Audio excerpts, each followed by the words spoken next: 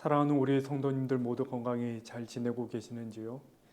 설 연휴를 앞두고 코로나 확산세가 또 새로운 국면을 맞이하고 있습니다.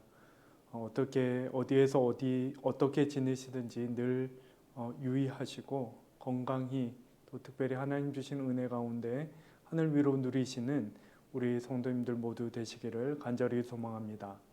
오늘 저희가 함께 받는 하나님의 말씀은 요한복음 8장 31절에서 41절의 말씀입니다.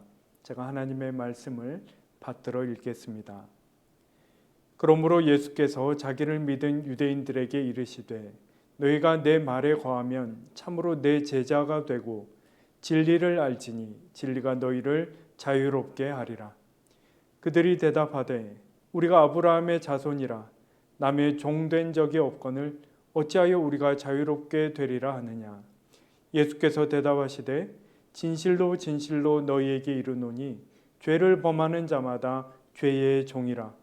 종은 영원히 집에 거하지 못하되 아들은 영원히 거하나니 그러므로 아들이 너희를 자유롭게 하면 너희가 참으로 자유로우리라.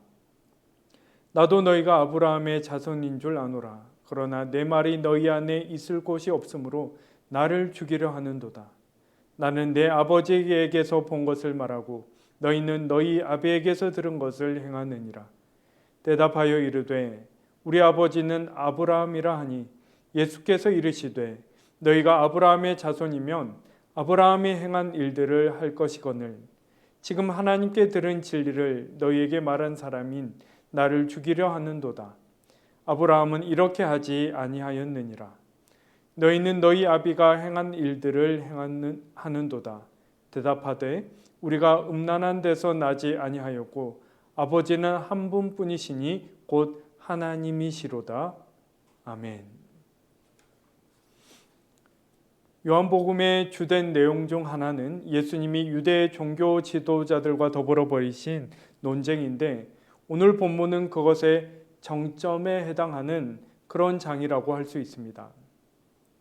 예수님이 그들을 엄히 꾸짖으시며 44절에서는 마귀에게서 났다고까지 말씀하시고 59절에서는 유대인들이 처음으로 예수님을 죽이려 드는 그런 일이 벌어지는 것입니다.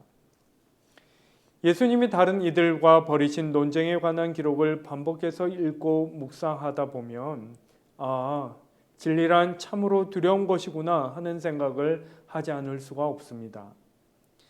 우리말에 순리를 따른다는 말이 있죠. 순리라는 것은 신기한 면이 있습니다.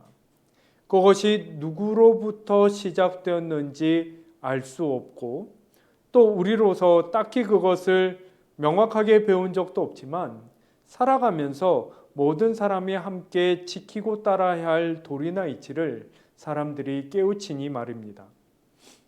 오늘 본문의 첫 구절에서 예수님이 하신 말씀, 너희가 내 말에 거한다 하는 말씀이 사실 이 순리를 따른다는 말과 비슷한 의미를 지닌다 이렇게 볼 수 있습니다.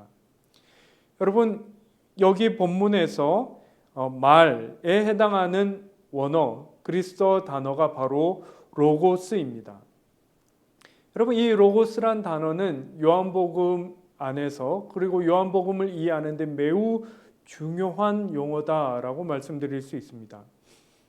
요한복음 1장 1절이 태초에 말씀이 계시니라 하며 시작되었는데 여러분 이것은 구약의 첫 구절인 창세기 1장 1절 태초에 하나님이 천지를 창조하시니라 하는 그 문장의 꼴을 그대로 가져와 사용한 것이며 여기서 그 태초에 말씀이 계시니라 할 때 이 말씀이란 단어도 또한 로고스인 것입니다.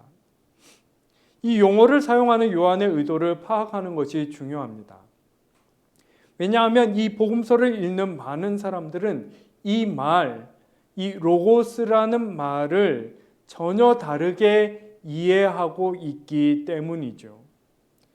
여러분 우리가 신약 성경이라고 부르는 이 성경은 헬라 문화를 배경으로 형성되었습니다.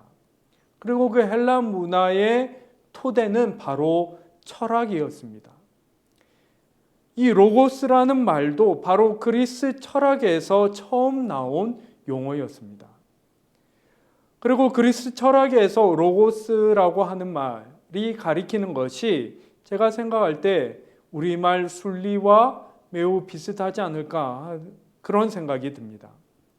세상을 움직이고 유지하며 또 그 세상의 근본이 되고 그 세상 안에서 영원한 이치가 되는 것, 그것을 가리키는 것이죠. 철학자들은 이런 면에서 세상이 이 로고스로부터 나왔다, 이렇게까지 말했던 것입니다. 이를테면 요한복음을 처음 받아 읽은 사람들은 거기 로고스 이렇게 이 단어가 나오면 제가 방금 말씀드린 그런 철학적 의미로 이해했을 것입니다. 그런데 요한은 이런 막연한 로고스가 구체적인 실체를 가리킨다, 이 말을 지금 하려고 하는 것입니다. 누구를 가리키는 것이죠? 너희가 로고스라고 하는 것, 그것으로부터 세상이 나와서 세상이 질서 잡히고 조화롭게 움직이게 만드는 그 진리, 그 힘은 여러분이 생각하던 어떤 추상적인 개념이 아니라 바로 나사렛 예수 그리스도를 가리키는 것입니다.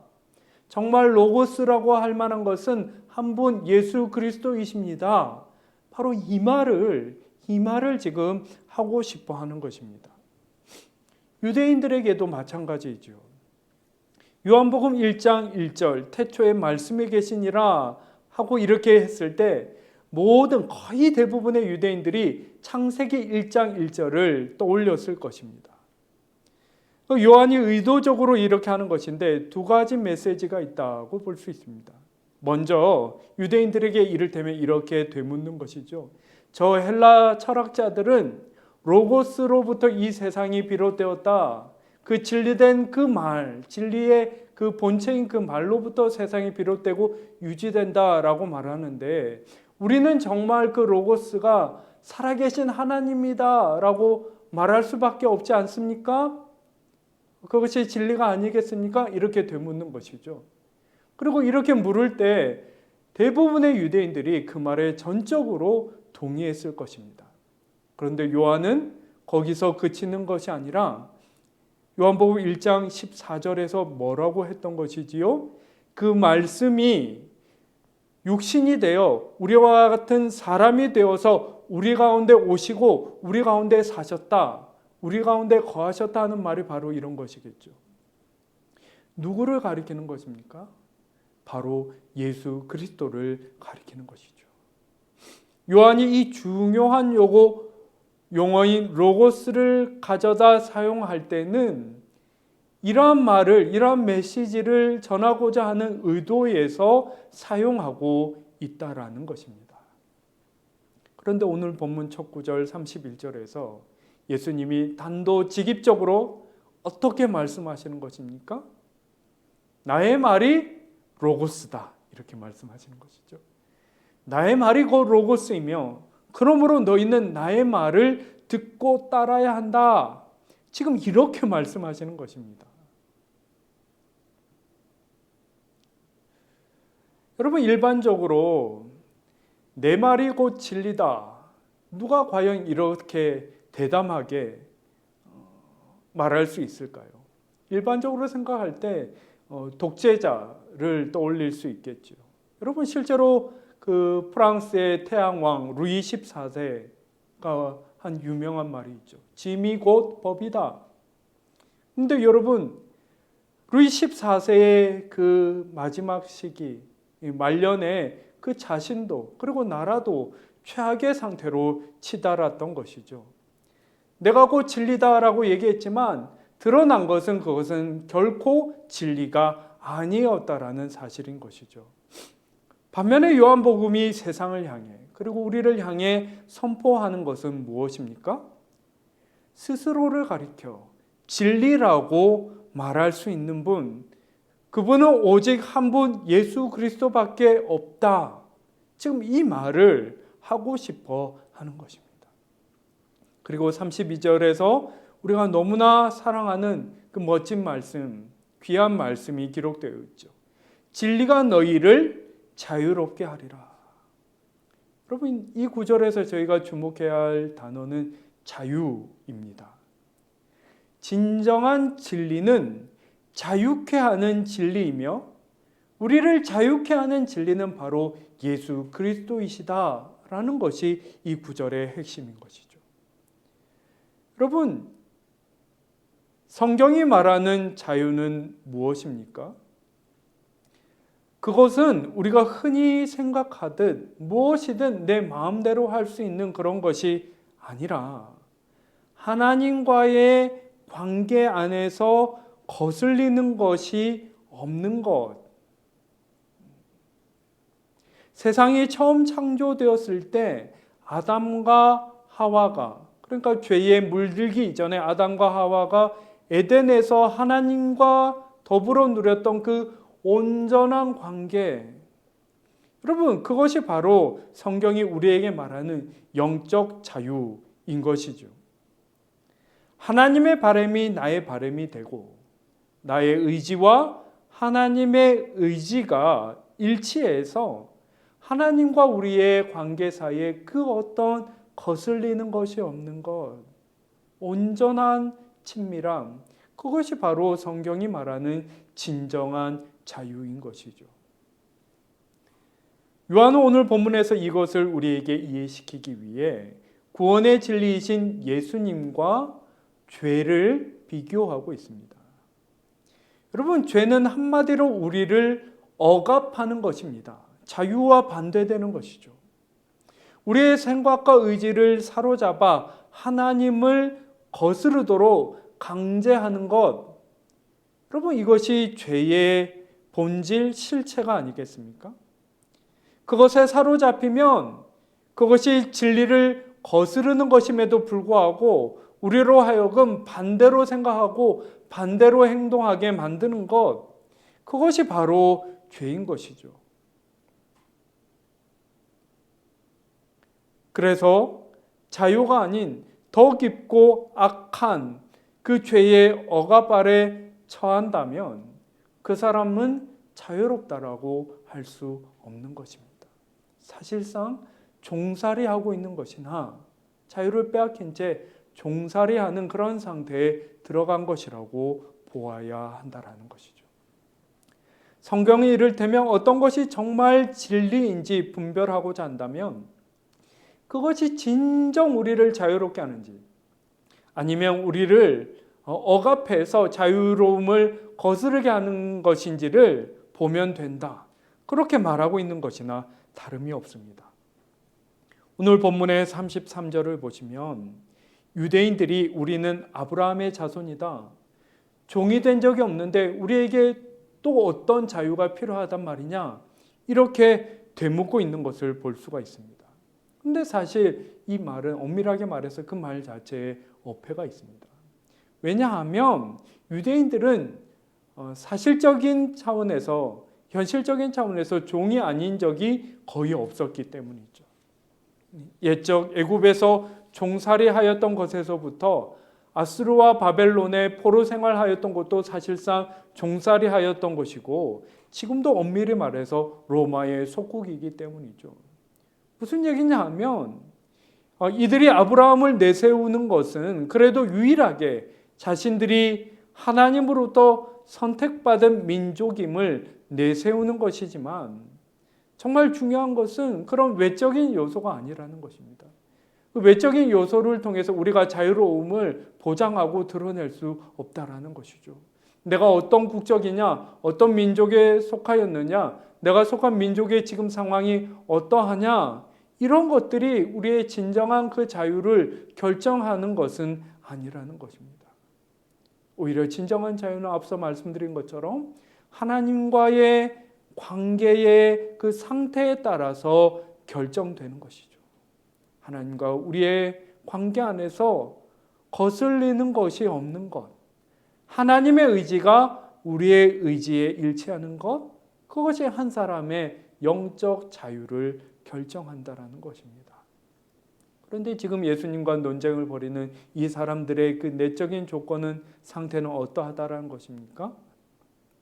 하나님이 예수 그리스도를 통하여 행하시는 가장 크고 놀라운 일이 있어서 그분을 거스르고 있는 것이죠. 여러분, 이들이 아브라함을 내세우지만 아브라함이 어떤 사람이었습니까? 아브라함이 누린 진정한 영적 자유는 어떤 것이었습니까? 여러분, 그가 그저 평안한 삶을 살고자 했다면 알지도 못하는 곳으로 불러내시는 하나님의 부르심에 응답할 것이 아니라 그냥 고향 땅 자신들의 그 친지들 사이에 묻혀서 살면 되었을 훨씬 더 나았을 것입니다. 아브라함의 인생 여정은 한마디로 하나님과 자신의 의지가 일치하도록 자신을 갈고 닦는 그런 영적 순례, 영적 성장의 여정이었다. 이렇게 말할 수 있습니다.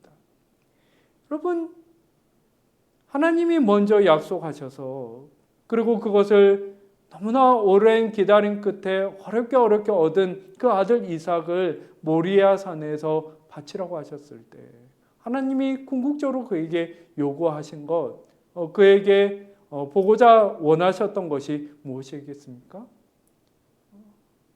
단순히 하나님으로부터 자손과 땅을 받아내는 것에 그치는 것이 아니라 아브라함 자신의 의지가 하나님의 의지에 온전하게 부합하는 것, 그래서 하나님과 아브라함의 관계 사이에 그 어떤 거스르는 것이 없는 것, 그렇게 하나님 앞에서 아브라함이 진정한 영적 자유를 얻고 누리게 되는 것, 바로 그것이었던 것이죠. 그런 영적 자유를 이루기 위한 그 여정이 바로 아브라함의 인생 여정이었다라는 것입니다. 여러분, 예수님의 삶도 마찬가지입니다. 예수님이 이 땅에 오셔서 정말 우리에게 보여주고 싶어 하신 것이 무엇이었겠습니까? 그 일은 가능하다.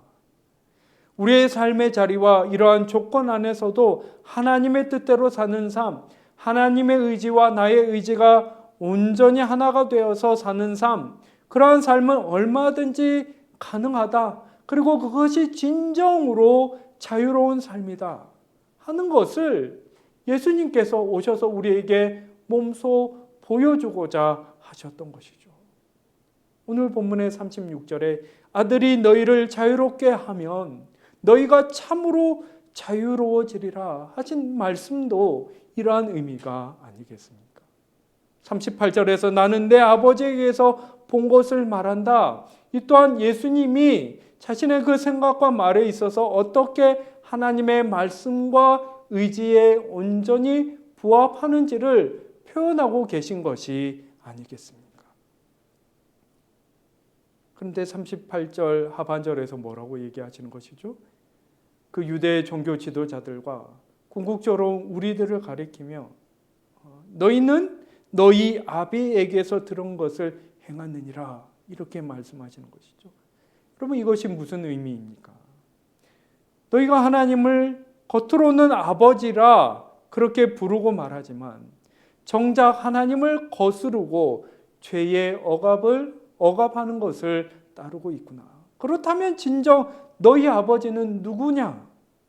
하나님인 것이냐 죄인 것이냐? 이렇게 물어보시는 것이죠. 너희가 의지를 들여 따르는 그것이 바로 너희의 아버지이다. 이렇게 그들 영혼에, 그리고 우리 영혼의 진실을 지금 드러내고 계신 것이죠. 사랑하는 여러분, 그렇다면 오늘 이 말씀 앞에서 우리는 진정 어떠합니까? 우리는 마음으로부터 의지의 차원에서 하나님의 말씀을 듣고 따르고 있습니까? 우리가 정말 마음을 들여 의지를 바쳐서 따르고 있는 것은 무엇입니까? 누구입니까? 우리는 진정 영적 자유를 누리고 있습니까? 시간이 지날수록 우리는 하나님과의 관계 안에서 그분의 의지에 부합하여 거스르는 것이 점점 줄어가고 그렇게 점점 더 자유로워지고 있습니까? 아니면 할 수만 있다면 하나님을 외면하고 싶고 또 그분을 거절하는 일이 우리의 속생각에서부터 우리의 삶에 더 빈번해지고 있지는 않습니까? 오늘 이 말씀이 우리의 마음을 비출 때에 우리 안의 진실을 또한 진실하게 들여다보고 돌아보고 우리의 마음을 조금이라도 더 주님께 내어드리는, 그렇게 조금이라도 더 영적 자유를 누리는 저와 여러분이 될 수 있기를 간절히 소망합니다.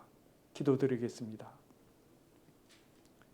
중심을 살피시는 하나님 아버지, 하나님이 말씀을 통하여 드러내시며 그렇게 말씀의 빛을 비춰 드러내시는 우리 안의 그 영적 진실을 우리도 진실하게 되돌아볼 수 있도록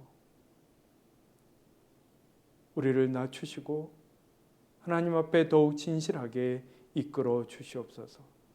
주님, 스스로의 계산과 생각을 따라 마음의 길, 삶의 방향을 결정하는 것이 아니라 지금 당장은 다 헤아릴 수 없을지라도 하나님이 가르치시는 그 길을 따라 하나님의 인도하신 가운데 삶의 길 행하고 있는 저희들 될 수 있도록 주님 저희를 붙드시고 인도하여 주시옵소서. 우리 안에 어느덧 하나님의 가르치시는 그 방향을 거슬러 죄의 종노릇하며 자신의 욕망에만 충실하여 제 소견대로 삶의 길 행하려 하는 그러한 경향이 우리 안에 크다면 하나님 말씀의 빛 비춤 안에서 그것을 진실하게 주님 앞에 내려놓게 하여 주시고 깨끗이 씻음 받게 하여 주시옵고 그렇게 하나님의 인도하심을 다시금 겸손하고 진실하게 구하며 그 인도하심을 따라 삶의 방향을 전환하여 주님과 동행하는 삶의 길 행하여 갈 수 있도록 주여 붙드시고 인도하여 주시옵소서. 삶의 현실에 크고 작은 문제들이 마음에 부대껴 힘을 내지 못하는 그런 어려운 가운데 처한 모든 주의 백성들 주께서 긍휼히 여겨주시고 더 가까이 오셔 그 마음을 위로하여 주시고 붙드시고 일으켜 주시고 인도하여 주셔서 어떠한 순간에도 아버지 그 길을 목자 없는 양같이 유리하며 헤매이는 것이 아니라 하나님의 인도하심에 붙들려 주님과 동행하는 삶의 능력과 복됨을 누리는 모든 영함의 권속들 될 수 있도록 주님께서 은혜 위에 은혜 더하여 주옵소서. 감사드리며 귀하신 예수 그리스도의 이름으로 기도하옵나이다. 아멘.